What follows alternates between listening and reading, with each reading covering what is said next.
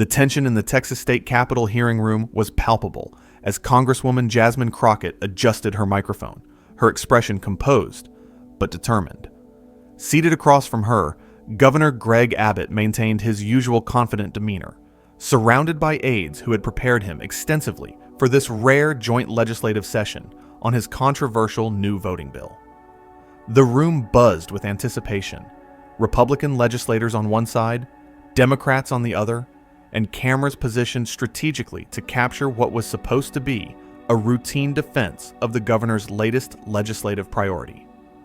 No one expected what was about to happen. Crockett, the former civil rights attorney now representing Texas's 30th congressional district, had arrived carrying a single manila folder.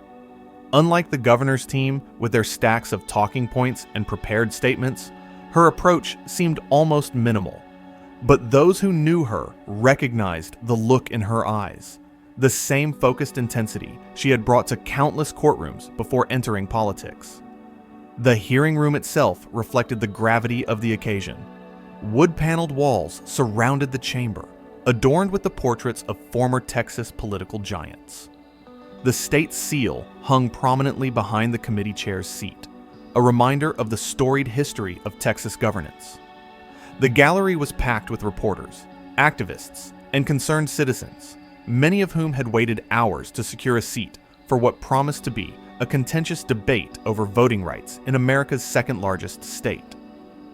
Today's hearing on House Bill 4721 will now begin with opening statements, announced the committee chair, Representative James Thornton, his voice cutting through the murmurs. Governor Abbott will present the bill's provisions, followed by congressional representatives' questions. Abbott leaned forward, his silver-gray hair perfectly coiffed, as he began his well-rehearsed introduction. "This bill simply protects the integrity of our elections," he stated confidently, his voice carrying the practiced cadence of a career politician. "It creates common-sense safeguards that ensure legal votes count, while preventing any possibility of fraud. No legitimate voter will face obstacles." As he continued outlining the bill's provisions, new ID requirements, restrictions on early voting hours, enhanced poll watcher authorities, and limits on mail-in ballots, Crockett remained still, occasionally making a small note on her legal pad. Unlike other Democrats who shifted uncomfortably or whispered among themselves, she appeared almost serene, waiting for her moment. Abbott's voice grew more emphatic as he reached the conclusion of his opening statement. "The right to vote is sacred, but so is the right to have confidence that our elections are secure. This bill guarantees both." He sat back, a satisfied expression on his face, as Republican committee members nodded approvingly. When the floor opened for questions, several representatives took predictable partisan positions, Republicans praising the bill's protections, Democrats criticizing its restrictions. The exchange followed the usual script of American political theater until the chair announced, "Representative Crockett, you have 5 minutes for questions." This political showdown promised to be unlike any other in recent Texas history. If you haven't already, hit that subscribe button and give this video a like to see more of these critical confrontations that are shaping America's democratic future. You won't want to miss the moment when evidence meets rhetoric in this extraordinary exchange. Crockett smiled slightly as she adjusted her glasses. "Thank you, Mr. Chairman. Governor Abbott, I appreciate your presence today. I'd like to start with a simple question. Could you tell us how many documented cases of voter fraud occurred in Texas during the last election cycle?" Abbott's expression remained confident. "The exact number isn't the issue, Representative. Even a single case undermines." "I understand your concern," Crockett interrupted politely, "but for clarity, could you provide the actual number? After all, this bill represents a major overhaul of our voting systems. Surely it addresses a documented problem." The governor shifted slightly in his seat. "There were several cases under investigation." "Actually," Crockett said, opening her folder for the first time, "according to your own Attorney General's office, there were exactly 16 alleged cases out of nearly 11 million votes cast. That's a fraud rate of 0.011%. Would you agree that's the official number? Abbott's smile tightened almost imperceptibly. Any fraud is too much fraud, Representative Crockett. I don't think anyone disagrees with that principle, Crockett replied, her tone remaining conversational rather than confrontational. But I'm trying to establish the scale of the problem we're addressing with this bill. 16 cases out of 11 million votes, correct? The governor nodded reluctantly as murmurs rippled through the chamber. The committee chair tapped his gavel lightly. Now, Crockett continued, your bill creates new restrictions that, according to the Legislative Budget Board's fiscal note, will cost taxpayers approximately $37 million to implement in the first year alone. That's about $2.3 million per fraud case detected. Would you consider that a proportionate response? Abbott's expression hardened. You can't put a price tag on election integrity, Representative. Perhaps not, Crockett agreed, but we can certainly examine costs versus benefits in public policy. Let's talk about those 16 cases. How many resulted in convictions? The room grew quieter as the governor hesitated. I don't have that specific information. 3, Crockett interjected, holding up a document from her folder. 3 convictions, according to court records. And how many of those would have been prevented by the provisions in this bill? Abbott's media training was evident as he tried to redirect. This bill is forward-looking legislation that... 1, Crockett said, her voice still calm, but now carrying an edge that commanded attention. According to the prosecution records, only one of those cases involved a situation that would have been prevented by your new restrictions. 1 case out of 11 million votes. She set down her paper and looked directly at the governor. So to be absolutely clear for everyone watching, we're spending $37 million and making it harder for thousands of legitimate voters to cast ballots in order to prevent something that happened once in the last election? The chamber had fallen completely silent. Abbott's aides were frantically passing notes, but the governor was momentarily caught off guard by Crockett's methodical dismantling of his position. Representative, he began, regaining some composure, you're ignoring the deterrent effect. Many more cases may have been prevented. I appreciate that perspective, Crockett replied, but deterrence requires evidence that people were planning to commit fraud, but chose not to. Do you have any data showing this deterrent effect? The governor's team passed him another note, which he glanced at before responding. The mere presence of strong laws discourages illegal activity. That's a well-established principle in criminal justice. It is indeed, Crockett nodded, but typically we enact laws in response to demonstrated problems, not theoretical ones. Let me approach this differently. Your bill reduces early voting hours in urban counties, but not rural ones. It eliminates drive-through voting that was used predominantly in Harris County. It restricts mail ballot applications while increasing ID requirements. Would you explain how these specific provisions target fraud rather than legitimate voters in predominantly Democratic areas? The governor's face flushed slightly. This bill applies equally across the state. Equally? Crockett asked, pulling another document from her folder. According to your own Secretary of State's demographic analysis, the restrictions in this bill would disproportionately affect black voters by a factor of 4.3 to 1 and Latino voters by 3.2 to 1 compared to white voters. How is that equal application? She slid the document across the table. This is your administration's data, Governor, not mine. The camera caught Abbott glancing at the paper, but not touching it. Those numbers don't reflect intent. The intent is securing our elections. Intent is certainly important, Crockett acknowledged, leaning forward slightly. So, let's examine that. In the past decade, federal courts have struck down 5 different Texas voting laws, finding in each case that they showed discriminatory intent. In fact, Texas is the only state that has been found by federal courts to have intentionally discriminated against minority voters in every redistricting cycle since 1970. She paused, letting the facts hang in the air. Would you agree that this historical context is relevant when considering the intent behind new voting restrictions? The governor's media training was being pushed to its limits. Previous court cases aren't relevant to this specific legislation. Actually, they are, Crockett countered, her legal background evident in her precise rebuttal.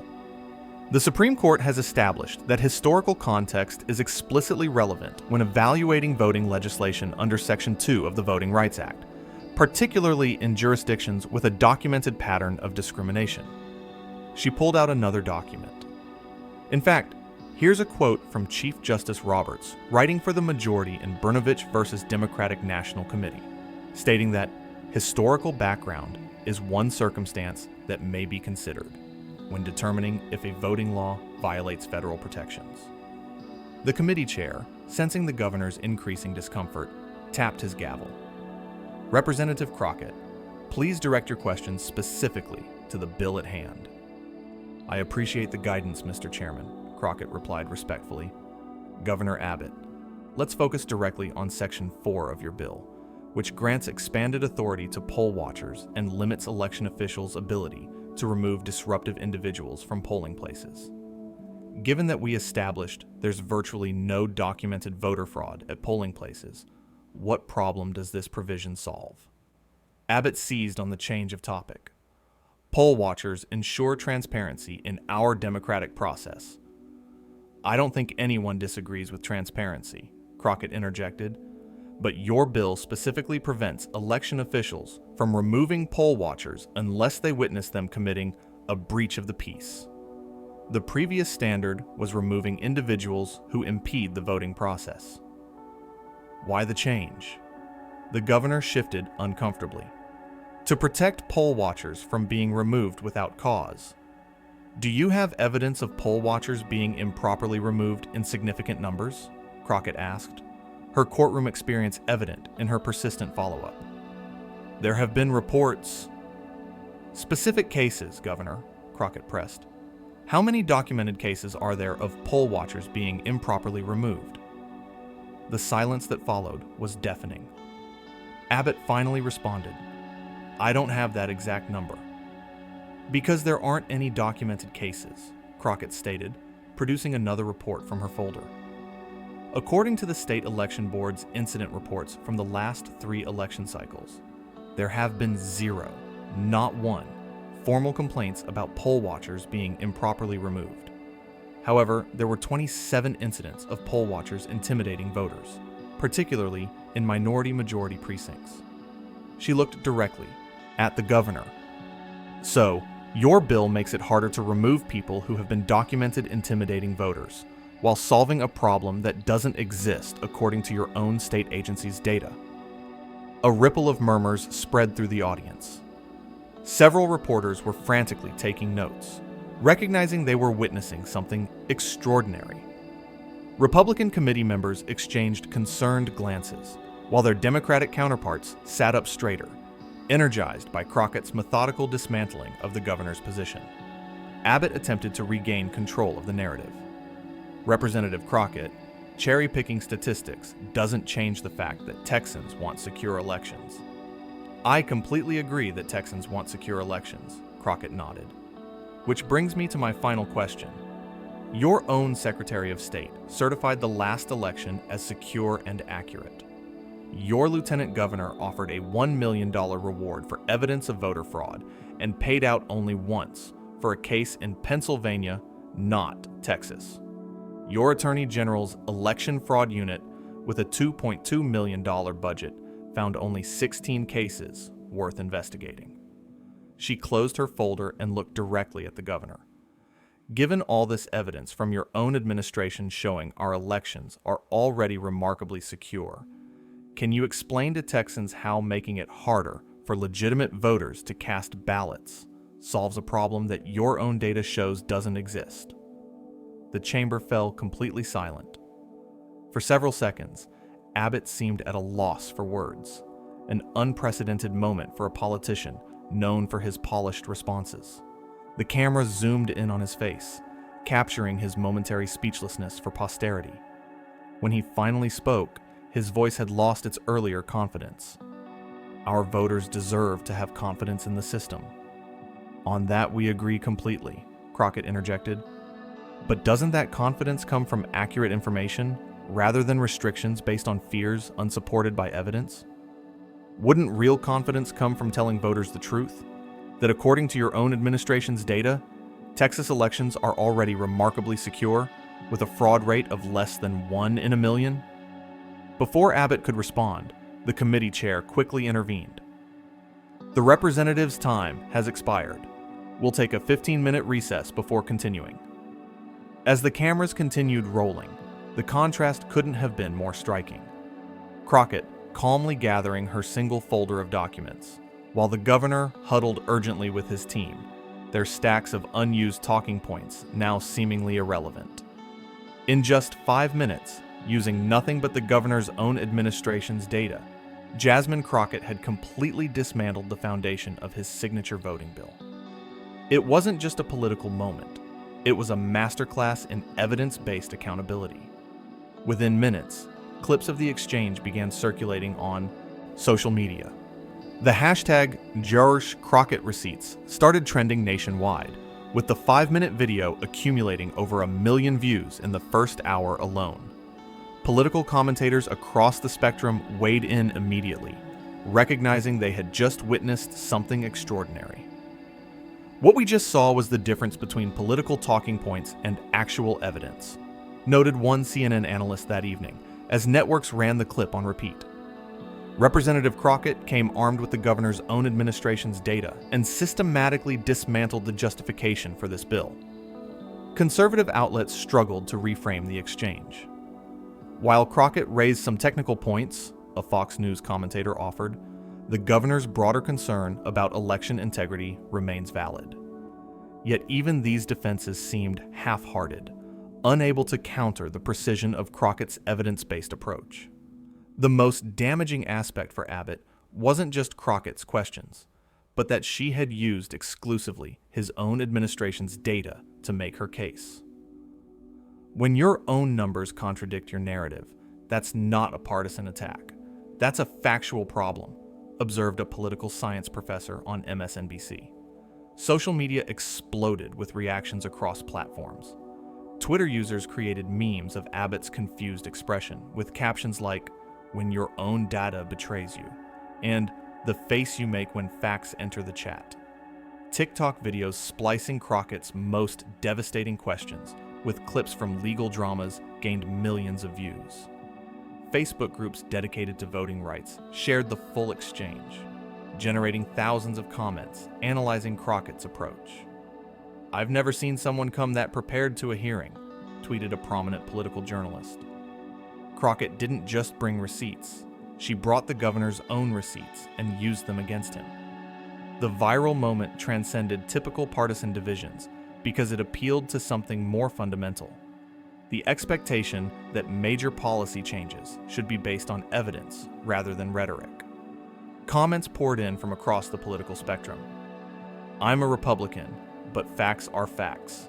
If there's only one fraud case that would have been prevented, why are we spending $37 million on this bill?" This is what happens when a civil rights attorney with courtroom experience confronts political talking points. Evidence wins. Why can't more political debates be like this? Just the facts, without all the shouting. Even those who supported stricter voting measures found themselves in the awkward position of having to address the stark numbers Crockett had presented. "Maybe the bill needs reworking," conceded a conservative radio host in Dallas the next morning, "but the principle of election security still matters." Yet such defenses rang hollow when confronted with the specific data points Crockett had methodically presented. For Crockett herself, the aftermath was immediate and transformative. Her social media followers doubled within 24 hours. Interview requests flooded in from every major network, from local Texas stations to national programs like 60 Minutes and Meet the Press. Donations to her campaign fund skyrocketed, with over $800,000 contributed in small dollar amounts within 2 days of the hearing. "I just wanted to support someone who actually uses facts," wrote one donor in the comment section of her campaign page. That's all too rare these days. But beyond the personal political benefits, the substance of Crockett's critique began reshaping the debate around the bill itself. Republican legislators, seeing the public reaction, started privately expressing concerns about being associated with legislation whose foundation had been so thoroughly undermined on camera. No one wants to defend a bill that cost $37 million to solve a problem that happened once, confided a Republican state representative to a local reporter, requesting anonymity. Crockett made supporting this bill politically radioactive because she used the administration's own numbers. Local media outlets that had previously given little attention to the details of the voting bill now ran extensive analyses of its provisions, using Crockett's questions as a framework. The Austin American-Statesman published a point-by-point fact check confirming Crockett's figures. The Houston Chronicle ran a front-page story titled, "The 37 Million Question. Is Abbott's voting bill worth the cost?" The governor's office scrambled to respond, releasing a statement that attempted to reframe the issue. This bill contains many provisions beyond those addressed in yesterday's limited exchange. The governor remains committed to election integrity measures that ensure every legal vote counts. But the damage was done. Editorial boards across Texas, including those that had previously supported the bill, began questioning its necessity and cost-effectiveness. When confronted with his administration's own data, Governor Abbott had no substantive response, noted the Dallas Morning News. This raises serious questions about whether this bill addresses real problems or imagined ones. Prominent Texas business leaders, initially silent on the bill, began expressing concerns about its potential economic impact. The CEO of a major tech company with headquarters in Austin issued a statement questioning whether legislation that appeared to restrict voting access aligned with the company's values. The Texas Association of Business, typically supportive of Republican initiatives, called for a data-driven approach to election legislation. 3 days after the hearing, in a move that shocked political observers, the Republican committee chair announced that the bill would be temporarily postponed for further study, effectively killing it for the current legislative session. While he cited scheduling constraints as the official reason, insiders recognized the real cause. Crockett's 5-minute deconstruction had made the bill politically untenable. "No one wants to bring this to a floor vote now," admitted a Republican legislative aide to a political reporter. "We'd just be playing that clip of the governor struggling to defend it over and over again in campaign ads next year." For Democratic strategists nationwide, Crockett's approach offered a powerful lesson that rippled far beyond Texas politics. She didn't rely on emotional appeals or partisan talking points, noted a DNC consultant on a strategy call that was later leaked to Politico. She simply presented the other side's own data in a clear, compelling way that made the contradictions impossible to ignore. That's a template we should be following everywhere. The Democratic Congressional Campaign Committee quickly organized a virtual training session for candidates across the country, using Crockett's questioning as a case study in effective political communication. "The key was preparation and precision," explained the session leader. She knew the exact numbers, had the documents ready, and never let emotional appeals replace factual evidence. Republican strategists, meanwhile, were warning their clients about being unprepared for this new approach. "The days of just repeating talking points without knowing your own administration's data are over," advised a GOP consultant at a closed-door session later described by an attendee. Crockett has shown that evidence-based questioning can completely dismantle a political position if that position isn't supported by facts. The consultant continued, "Before any hearing, you need to know what your own agency's numbers show. If there's a contradiction between your talking points and your administration's data, you'd better have a compelling explanation ready."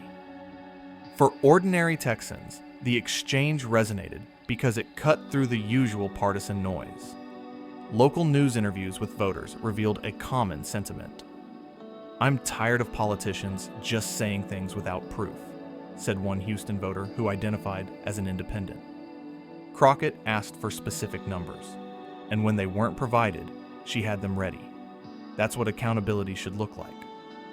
A senior citizen in San Antonio told a local TV station, "I've voted Republican my whole life, but I've got to admit, that lady made sense. If we're spending millions on a problem, I want to know the problem is real." Perhaps most telling was the reaction from legal and academic circles. Law professors began using the clip in classes on evidence and argumentation. "This is a perfect example of effective cross-examination," explained a professor at the University of Texas Law School. Crockett established the factual premise first, then built her case step by step using only the opposing side's own data, leaving them no room to maneuver. A week after the hearing, Crockett appeared on several national news programs maintaining the same measured approach that had made her questioning so effective. "This isn't about partisan politics," she explained on Meet the Press. "It's about whether we're making policy based on evidence or on narratives unsupported by facts. Texans deserve laws that address real problems, not imagined ones." When asked if she had anticipated the viral response to her questioning, Crockett smiled. "I wasn't thinking about going viral. I was thinking about the thousands of legitimate voters who would face obstacles if this bill passed. As a former civil rights attorney, I believe our policies should be based on evidence, not fear. That's all I was trying to demonstrate." The governor, meanwhile, became noticeably less accessible to the press. His public appearances focused on other issues, and his once frequent social media posts about election integrity virtually disappeared. His communications team declined multiple interview requests, issuing only brief written statements that avoided addressing the specific points Crockett had raised. When finally cornered by reporters after an unrelated press conference 2 weeks later, Abbott tersely stated that his administration would be refining the bill based on stakeholder input. Political speak for a strategic retreat. Asked directly about Crockett's questioning, he managed a tight smile and said only, "We're focused on moving forward with legislation that serves all Texans," before his staff ended the press availability. Political scientists noted that Crockett's approach had changed more than just the fate of one bill. It had demonstrated an effective counter to the emotionally charged, evidence-free claims that had dominated much of the discourse around voting laws. What makes this moment significant beyond Texas politics is that it offers a template, explained a political science professor from Rice University. Crockett showed that when you force proponents of restrictive voting laws to defend their proposals based on actual evidence rather than fears or anecdotes, those proposals often collapse under scrutiny.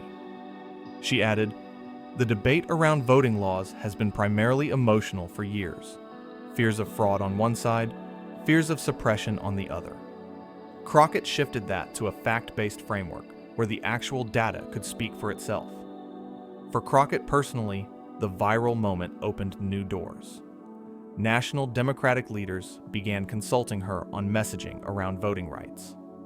Grassroots organizations invited her to train candidates on evidence-based approaches to political debate. Law schools asked her to give guest lectures on effective public advocacy. "The key is preparation," she told an audience of law students at Harvard. "I spent hours going through every report and data point from the governor's own agencies before that hearing.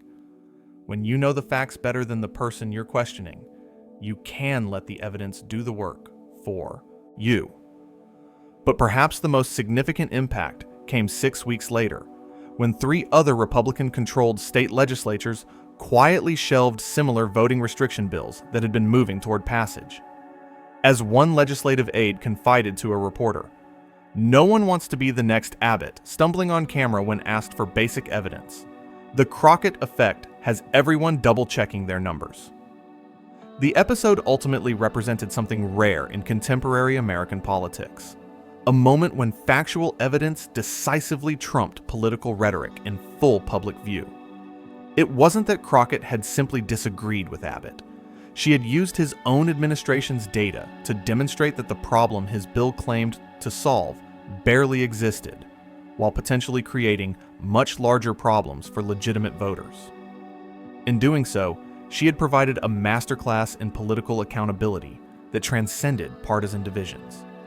She had showed that in an era of heightened polarization, meticulously presented evidence still has the power to cut through noise and change minds. For voters increasingly frustrated by evidence-free claims from both sides of the aisle, Crockett's approach felt like a breath of fresh air, politics based on verifiable facts rather than fear or ideology. 3 months later, when Abbott's team quietly introduced a substantially revised version of the bill with most of the restrictive provisions removed, few in Texas political circles were surprised. The Crockett effect, as it had come to be known, had fundamentally changed the calculus around voting legislation, not just in Texas, but nationwide.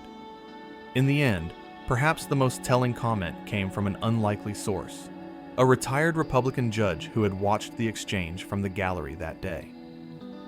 "In my 30 years on the bench," he told a local reporter, "I've rarely seen someone dismantle an opponent's position so thoroughly, using only their own evidence." Representative Crockett didn't just win a political argument. She demonstrated why evidence matters in public policy. We could use more of that from both sides of the aisle.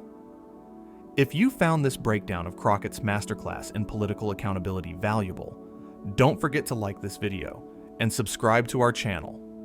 Hit that notification bell to stay updated on more moments where evidence cuts through political rhetoric and changes the conversation. Who do you think needs to be held accountable next with this kind of evidence-based approach? Leave your thoughts in the comments below.